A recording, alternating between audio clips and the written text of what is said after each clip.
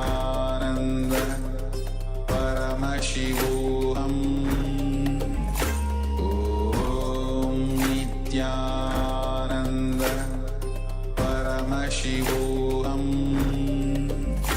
Om Nityananda Paramashivoham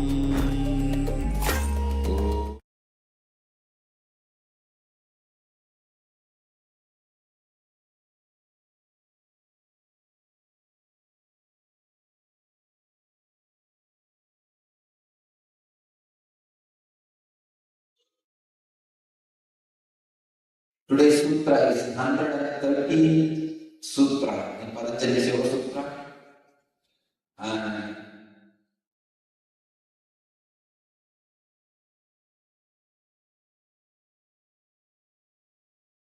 in the third chapter, 7th verse.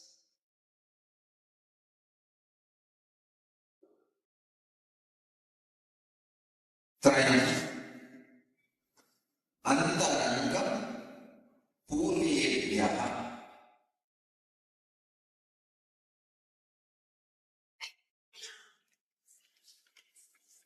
Swami Vivekananda translates the sutra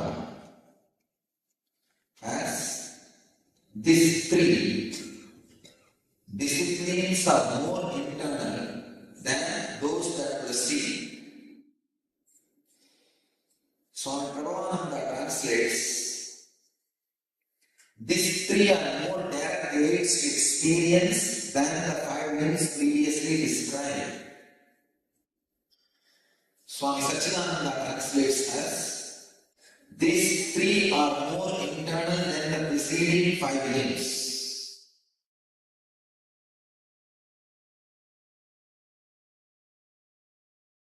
I'll try to give my own understanding and the sacred secret embedded in this sutra. I will interpret the sutra or express the sutra as Dhyana, Dhyana, Samadhi are more internal than each other. Please understand. There are 8 steps described. Yama, Niyama, Asana, Pranayama, Pratyahara, Dharana, Dhyana, Samadhi. Many other translations say these 3 are more internal than the other 5, first 5. I will say these 3 are not only more internal, deeper than this 5, they are internal and deeper even the one next to each other.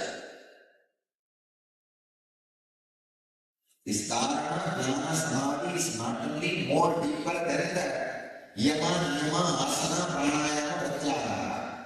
They are deeper. Dhyana is deeper than Dharana. Samadhi is deeper than Dhyana.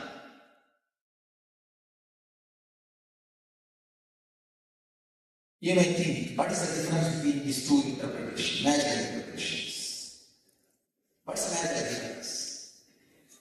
Please understand.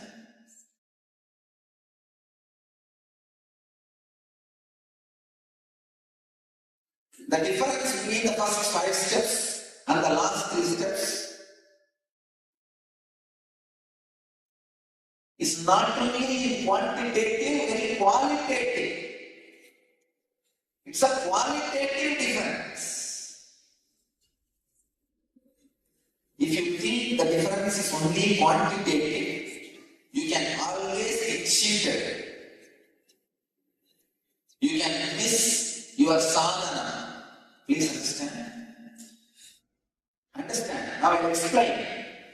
Dhyana, Dhyana, Samadhi is the best story I found to explain the Dhyana, Dhyana, Samadhi.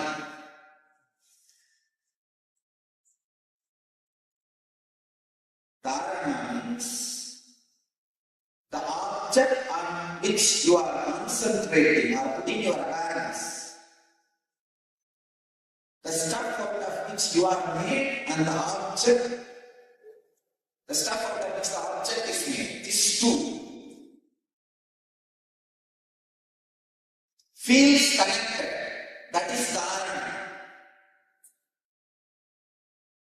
That's an example in Vedanta. If you pour the oil from one cup to another cup, how will an unbroken way the oil flows? Same way the mind flows. That is called Dhyana.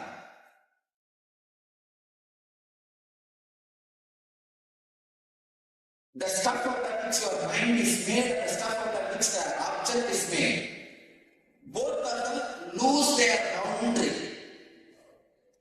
and merge or come closer.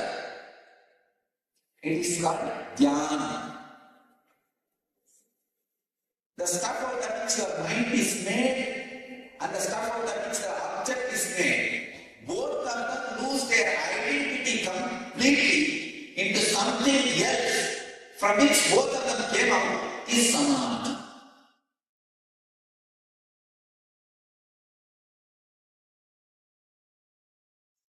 So the difference between Dharana, Dhyana, Samadhi, a clear technical understanding is required before you proceed and experience those states. Find out in your life whether a flag is flopping, or wind is flopping, or mind is flopping, or mouths are flopping. You will understand in which stage you are in.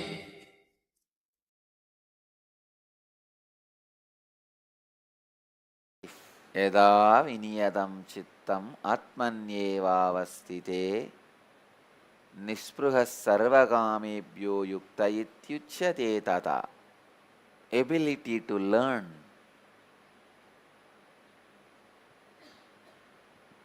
to identify the gap between two thoughts and ability to identify the source emotion from which thoughts are raising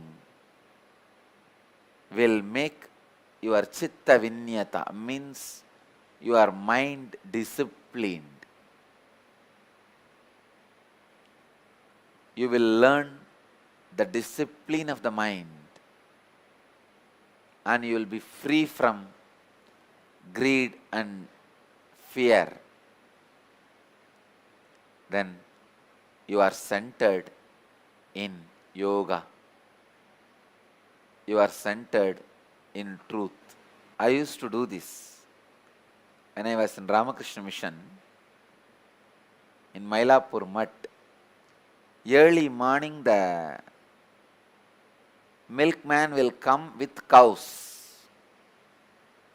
The rule in the ashram is the fresh milk has to be offered to Ramakrishna. Ramakrishna used to be very particular that no water or anything is added into the milk.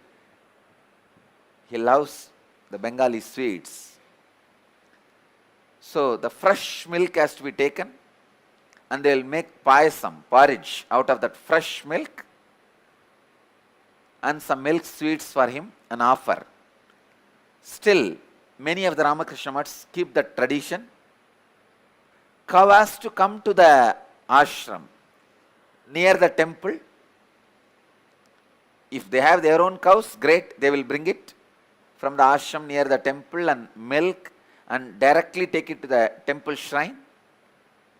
Even if they don't have cows, the milkman has to bring the cow from his house. They will not accept the milk got from the cows in the house itself. No. The cow has to come. They will bring in Chennai city, Mylapore, almost 1 kilometer. The milkman, every day morning and evening, he will come with 10 cows. Holding those 10 cows, he will come from the house to the mutt behind the temple. I was serving as a kitchen bandari and shrine bandari, means the in charge of kitchen and shrine. So morning I will sit when the milkman brings his cows and starts milking, it will be almost 1 hour process. I'm such an active guy, 1 hour sitting silently is a big job.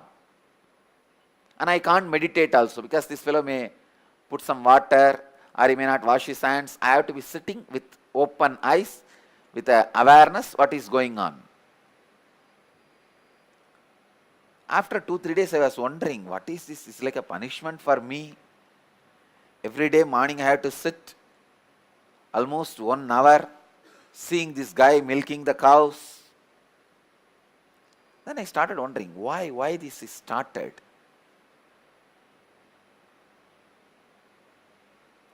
I understood 2 things. One, the ability to maintain a discipline by the Ramakrishna mission. God. Ramakrishna has left the body 100 years before. In 1886, he left the body. Now it is already 2012. Still, they have the ability to retain the discipline, the Guru Bhakti. God. Still, this handful of sannyasis are able to retain even such a simple. It is not that Ramakrishna gave an instruction, hey, after my death, all my Ramakrishna ashrams should get the cow and the milkman and milk the milk in front of my shrine and cook and feed me. No, he has not made the rule. The love for the master, how much of discipline brings in your mind. Why? I have to sit there. I understood the other dimension. The indiscipline of this milkman. How much ever you pay him or tell him, if you allow him to milk in the house itself, he will add water due to his greed. So, milkman's indiscipline, Ramakrishna's discipline, this too was a lesson I learnt in that 1 hour. It was a big revelation for me. Because I was wondering, why should these poor cows have to walk all the way from the house to the temple, and this milkman has to come here and milk? Even when I make the payasam, I will tie a cloth around my nose. I should not smell that. Only Bhagavan should smell. I used to wonder why this guy should come all the way with the cows and milk. Why should I sit early morning 1 hour with this guy? But I always liked that smell of Goshala. Goshala has a sweet smell, that cow dung and Panchagavya smell. I always liked that smell. So finally what I realized is these two. One, the discipline which comes to you because of Guru Bhakti, the indiscipline which comes to you because of just simple indisciplined lifestyle. It is not that that milkman is greedy because mud gives enough money for him. It is just a habit. Milk means pour water. It has become indisciplined pattern, unconscious lifestyle. Then that day, when I realized this two truths, that day when I made the payasam and offered to Ramakrishna, I prayed, Bhagavan, just bless me. I never cross the discipline of the mind. I always live with a deep discipline of mind. I tell you, he really granted that to me. Discipline of mind.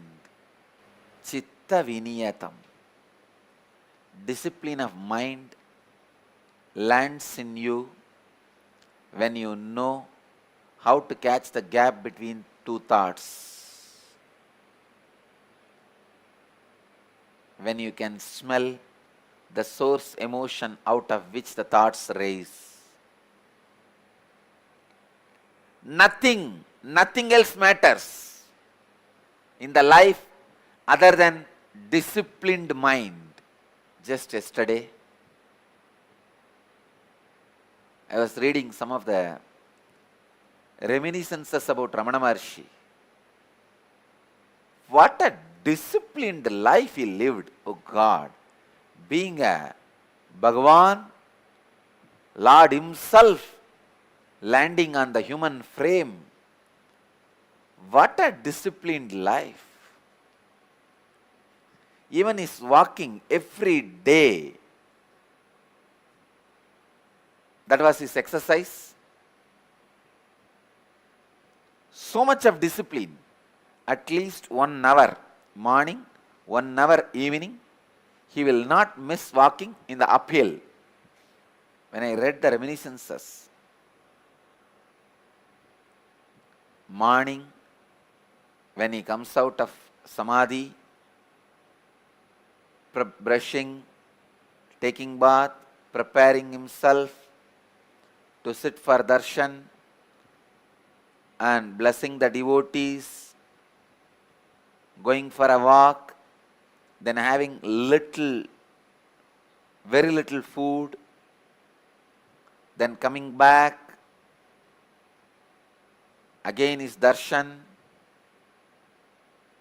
then going for a walk, evening, darshan, the chanting and grazing and resting, everything was so disciplined, so regular. Whoever comes, even if the king or queen, those days even kings and queens used to come and have his darshan, he will not miss his walk. Even if the king or queen comes, they have to sit and wait.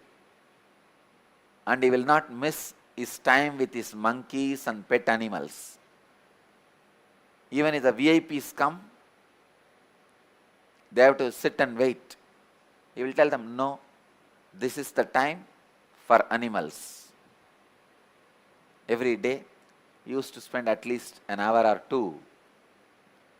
He had lot of pets, monkeys, peacocks, snakes, cheetah, rabbit, all sorts of animals.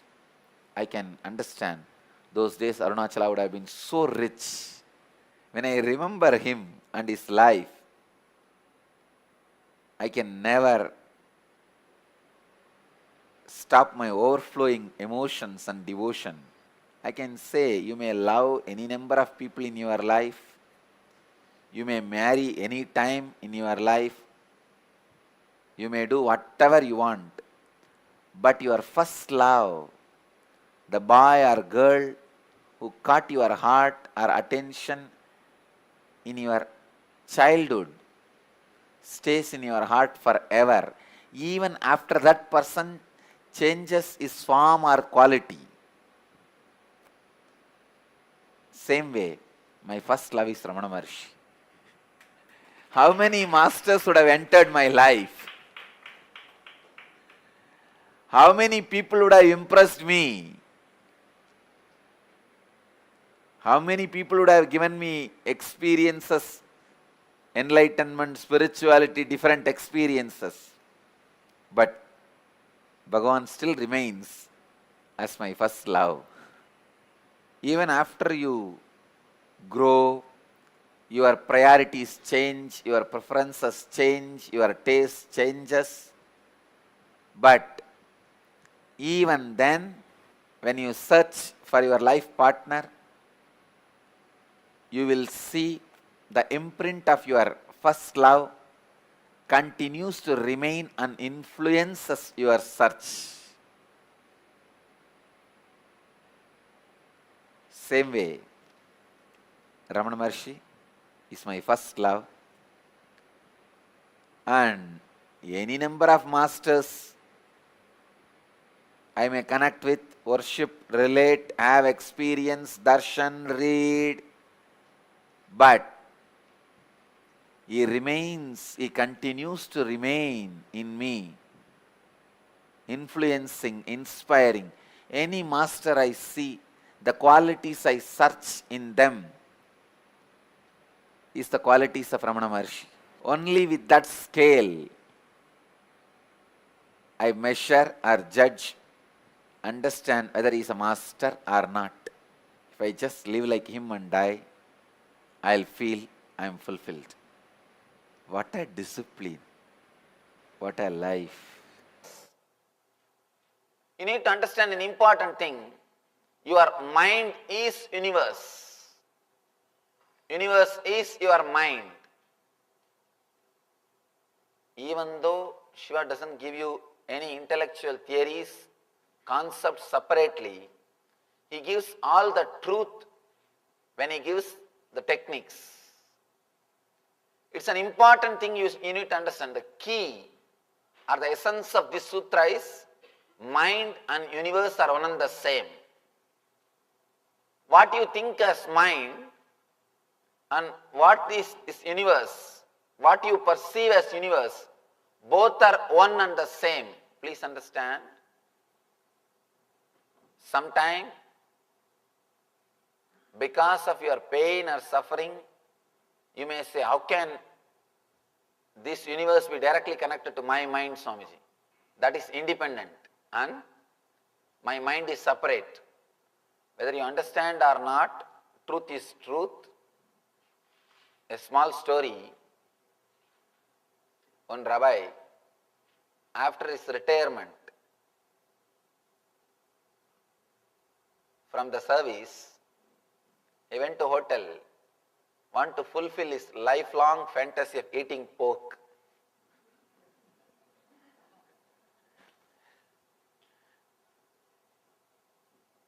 Somehow he couldn't control himself. He went to the hotel, chose a corner, he sat in a corner, ordered for pork. He was waiting and fighting with his conscience. Not only was waiting and fighting with his conscience. As things will happen, one family from his congregation entered the hotel. According to Jews, nobody should eat alone. So naturally they straight came to the rabbi's table and sat in his table to share the food. In 5 minutes, waiter brought the big plate, opened the lid to reveal the roast suckling pig with a big full apple, baked apple in the mouth. They were shocked. And Rabbi also showed as if he's shocked, and he started shouting, see, this place, you just order for a baked apple and what you get? You just order for a baked apple and what you get? You may use these words to escape from others, but you can't escape from yourself. And after it comes, you may think you are not ordered, or you may act you are not ordered, but nothing is served to you unless you order. Your mind and the universe both are directly connected. What you enjoy, what you get from this universe is nothing but your mind. Shiva says in the last sutra, he says your mind stops. Now he says the universe stops. Your mind and the universe.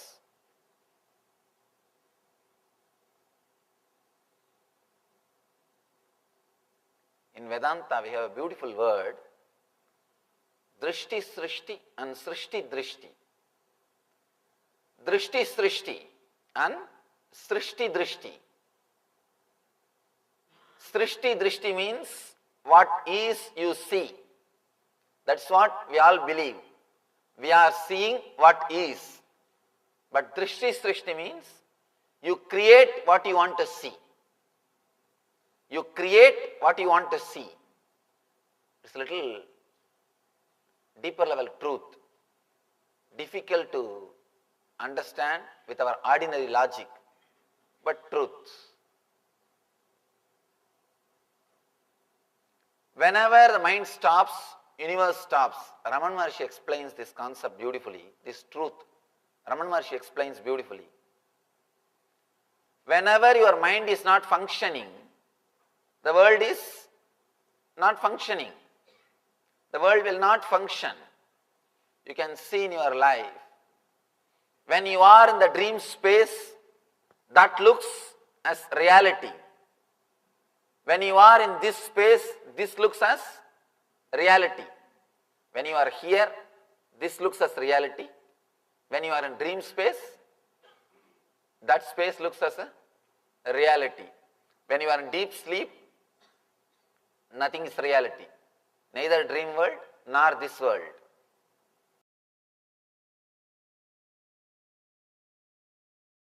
The nature of perception. I'll explore the phenomena of perception from the perspective of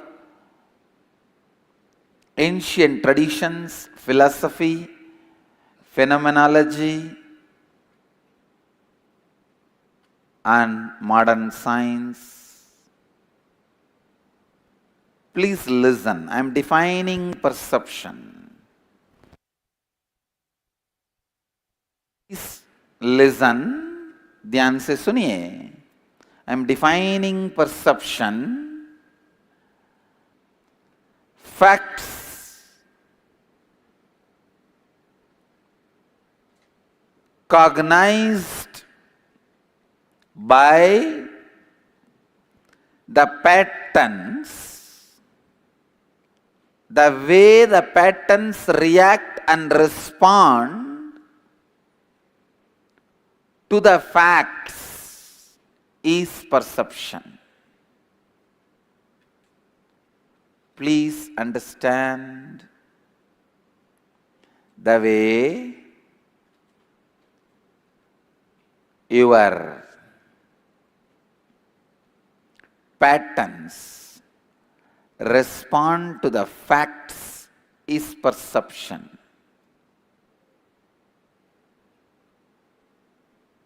Let me make it more clear. Understand this story. An old man goes to a nearby village. He is coming back to his home. From the distance he sees his house is on fire. That's all. He himself is literally boiling and burning. Rolling on the ground, crying.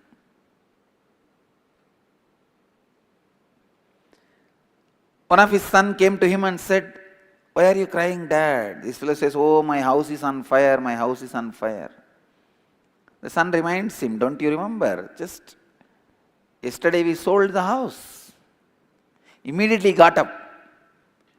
And he became completely all right. He's okay now. All his suffering, pain, everything disappeared.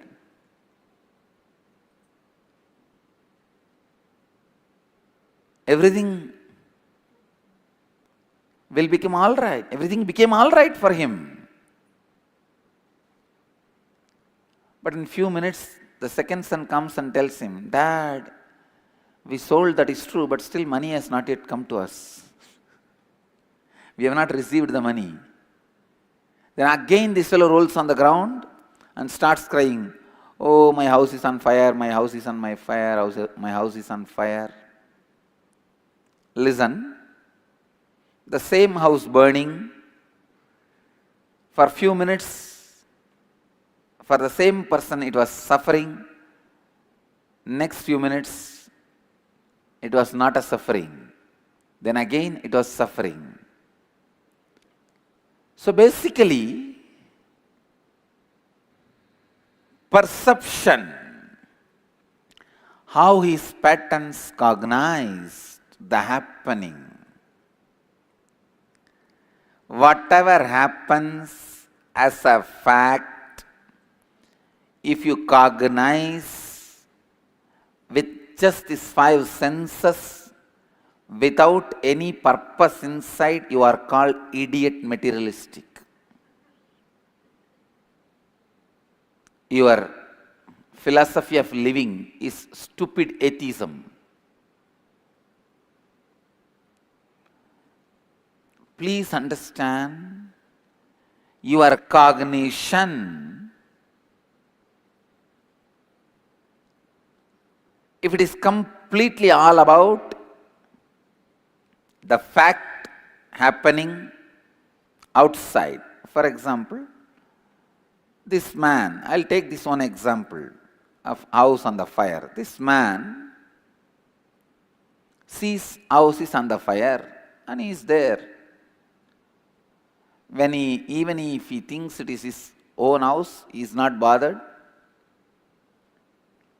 And it is not that he is not bothered about being not bothered. Listen, I am trying to give you the essence of philosophies.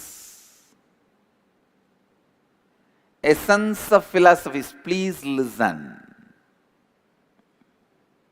Which is the combination of your patterns and the facts.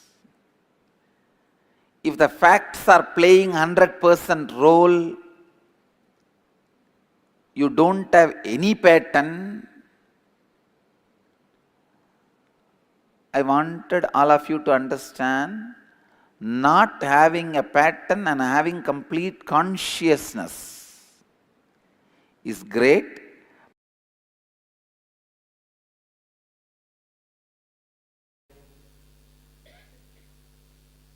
Internalize these two words, because I am going to use these two words again and again.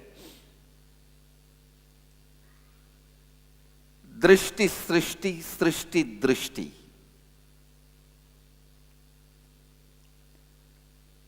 Srishti, drishti means you believe what is seen by you. You see what is. Drishti, srishti means, please understand, drishti, srishti, srishti, drishti. Drishti, srishti. Drishti means seeing. Srishti means creation.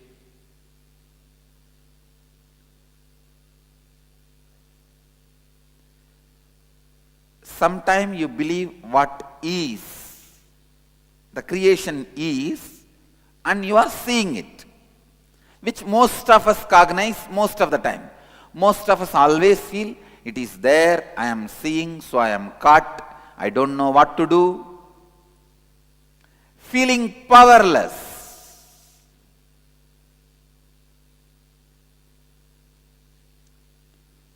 You put all the blame on what is. It is there, what can I do? Please understand. When you cognize, it is there, I am seeing, already you are lost. You lost the game. You are starting the losing war, losing battle. It is like you trying to conquer your wife by argument. No. It can never happen. It can never happen. You may be a great liar. I have seen great liars. You can be great liar in the court, convincing any judge with any argument. But you can't win the argument in the house. The moment you cognize what is perceived by me, the possibility for transformation is closed. The possibility for enlightenment is closed. But good news is, it is not true. Please understand, the moment you cognize what is seen by you, bad news is the possibility for enlightenment is closed. Possibility for transformation is closed. Good news is, it is not true. You are not seeing what is. You are only seeing what you want. It is always drishti srishti. You create what you want. It is not you see what is, you create what you want.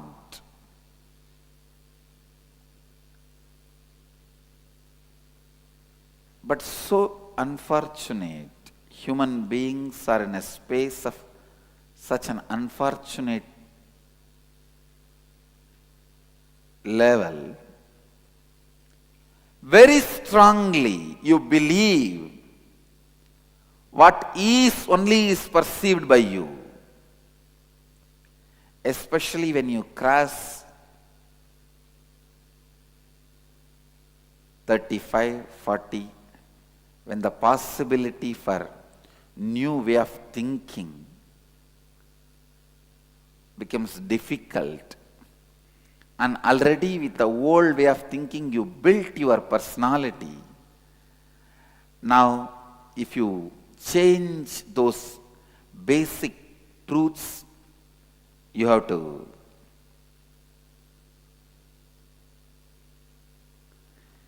change your whole existence.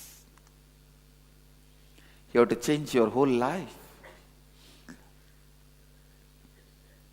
which is too much. Please understand,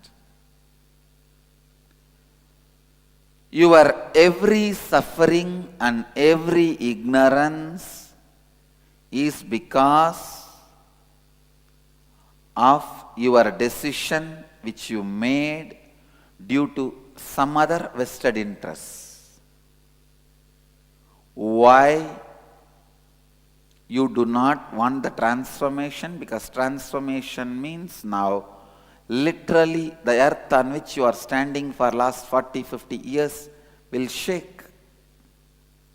Many things with which you consoled yourself as you are a success. That's one of the biggest delusion we create around us. We cannot bear the truth that we are not success. So we have to constantly make us believe we are success. To make us believe we are success internally, we go on planning, looking, altering, and continuously convince us to believe the ideas with which we built the life is right. See, so many people of my age and my colleagues are all, don't have all these things. I have all this, so I am successful. But one corner of your mind laughs at you. No. But the other side, no, I am successful. It's a complete, you don't know which side to support.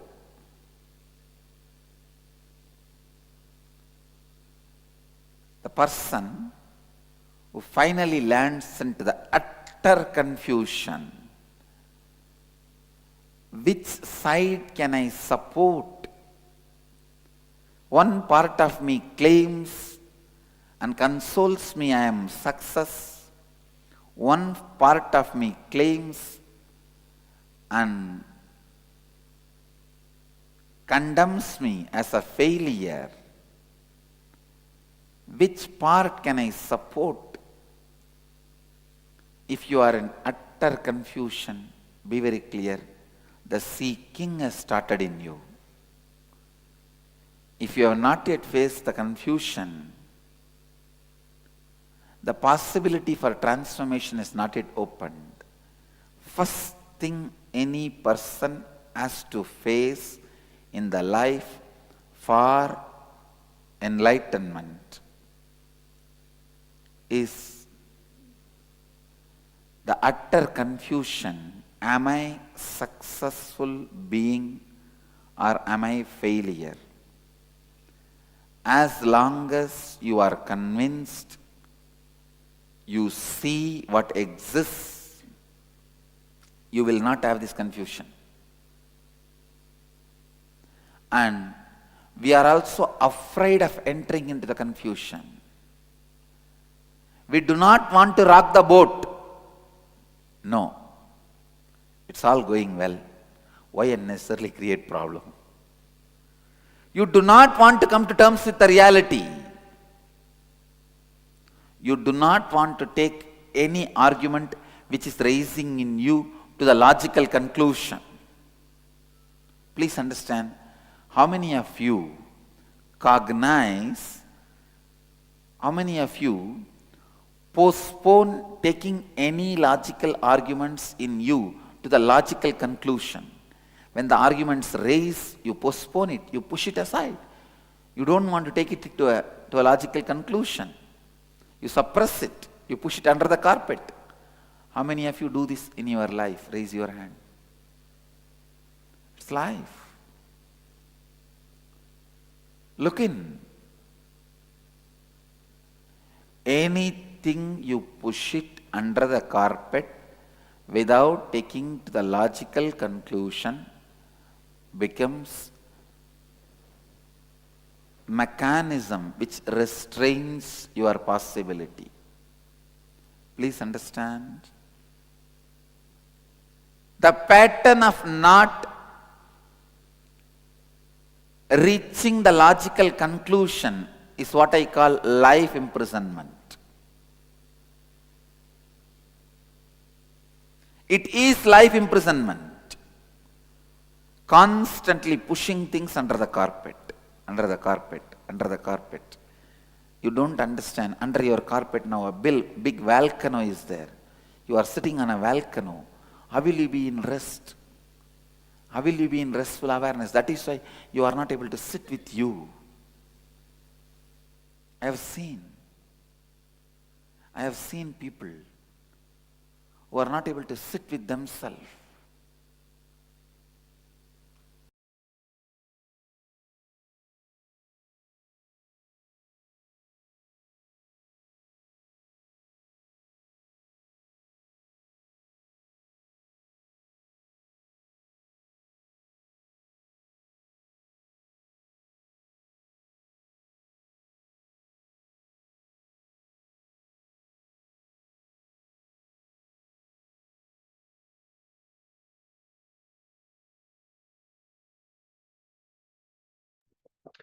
Yes. So the first spiritual awakening that all of us need to have is doubting what we see. And you can clearly see difference in the world between some who do not have this questioning, just believe what they see and that's it, there's nothing more. And those who start doubting, and this group, most of us would be part of that, and you will not be able to settle with answers that easily. But that doubting, that confusion is the beginning of spirituality. Yes, you need to clearly differentiate between drishti, shrishti, means seeing, believing that you see what is on the outside. And shrishti, drishti, means that whatever you have in your inner space, you make that as your reality. So as long as you believe that you are seeing what is already there on the outside, you will never enter into that deep questioning, that deep seeking. You will just blame the outside circumstances for what is happening in your life. But when you start getting that glimpse that what you are creating in your inner space, that is what is manifesting in the outside, then you need to start questioning your very life choices, your very thinking patterns. That is when you have to step into the fire of completion. So let us now get ready to enter into a powerful process. So now this is going to be the Dharana Kriya. And in this process, we will get empowered to penetrate into other people's consciousness so that they will listen to us beyond their logic. Understand? This is a powerful technique that will allow you to speak into the listening of people. Thus, you'll be able to cause your reality through them and cause their reality by the power of the inner space and the energy space that you create inside yourself. So even more than the power of rolling the matter or seeing through the third eye, this technique, this power of consciousness itself is one of the most powerful and most useful powers that you can acquire. So we'll be getting ready to enter into the Kriya now. First, you will need to choose one person into whose listening you want to speak. One person whose reality you want to cause, or through whom you want to cause your reality. So take a few moments to reflect and make your choice. Ideally, someone with whom you already have a connection, some friend or family member. It could be your parents, brother, sister, husband or wife, whoever. Ideally, someone with whom you already started a conversation. It's not necessary, just it might be easier maybe for some of you. Maybe you already feel that you have certain desire, maybe that you want to manifest through them. Or let's say that, for example, you're a mother, you want to manifest this power, practice this technique with your children, maybe, knowing that there's a certain reality that needs to be caused in their lives. So these are some of the different scenarios that are possible.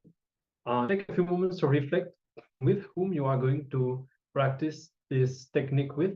And as we said, you'll be either causing your reality through them, in the sense that you may want them to do certain things, or you want them to listen to what you have to say in order to cause their reality, meaning they should take certain decisions for their own life based on what you will be telling them. And of course, now the thing is, okay, so you will not need to actually speak to that person right now. So some of you may feel that it would have been difficult, so I can relax. You do not need to immediately be able to speak to that person. We'll be entering into the technique so that the next time you meet that person, you will be able to cause that reality. Okay, so makes it a bit easier. You can make your choice now. Decide the person and decide a reality that should manifest. Choose the instruction or the ideas, the words that you want to use, that you want to convey. Can take a few moments to reflect on the script that you are going to be choosing.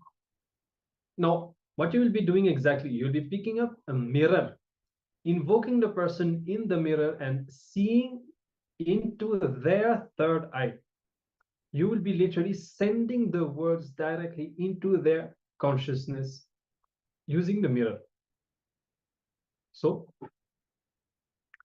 this requires you to be very clear on the words and the statements that you want to use. Exactly. Go through this exercise step by step. Be very clear about what is the reality you want to manifest. Who is the person you want to influence or you want to cause their reality? The words you want to speak to them, the instruction that you want to give. And then once you are fully settled, you can even take notes for your own clarity. Pick up the mirror, invoke the person, see into their third eye, and send the words directly into their consciousness. So let us enter into this process. If you have any questions, let us know. But for now, let us enter into this process.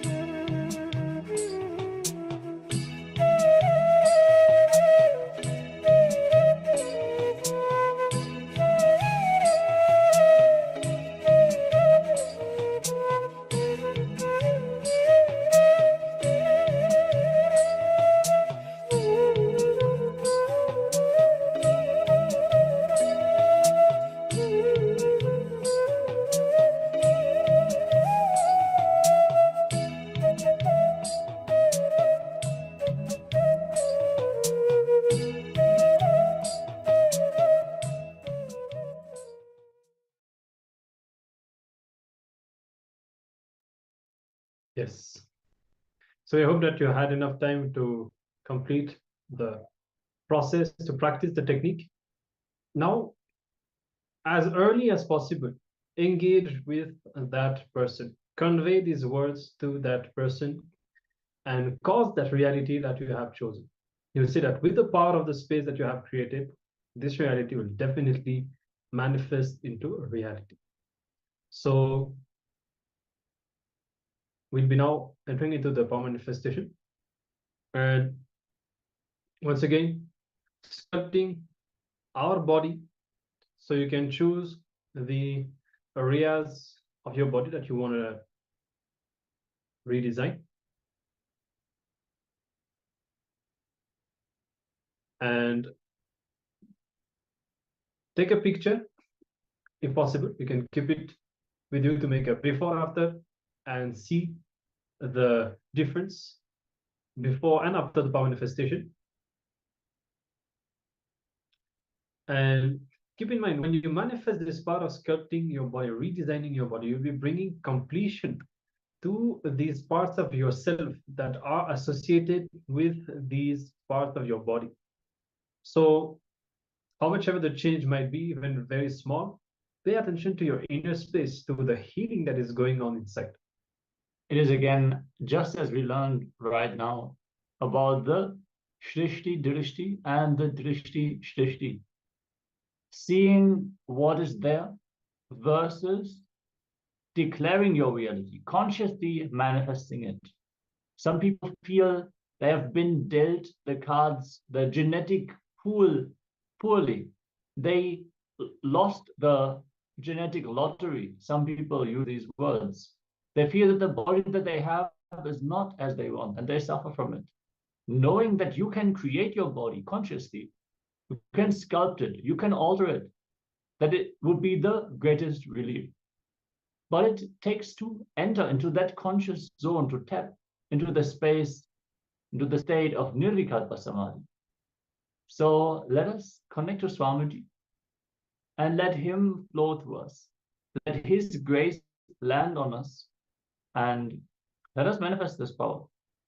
After you have taken the initial picture and you have decided which aspect of your body you want to sculpt, understand that first this will not be a permanent change, but as you manifest this power more and more, it will solidify.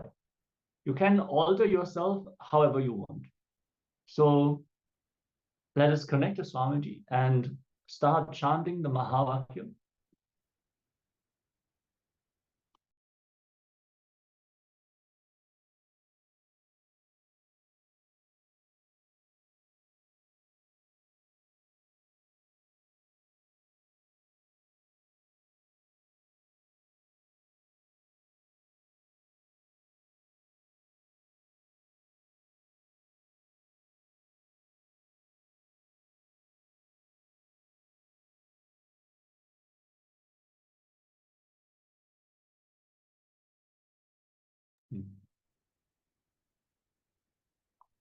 Let us start chanting the Mahavakya and connect to Swamiji. Om Nityananda Paramashivoham. Om Nityananda Paramashivoham. Om Nityananda Paramashivoham. Keep vibrating with this cosmic passcode and dissolve, melt in the sweet feeling connection with Swamiji. Let him flow through you and manifest this power of body sculpting.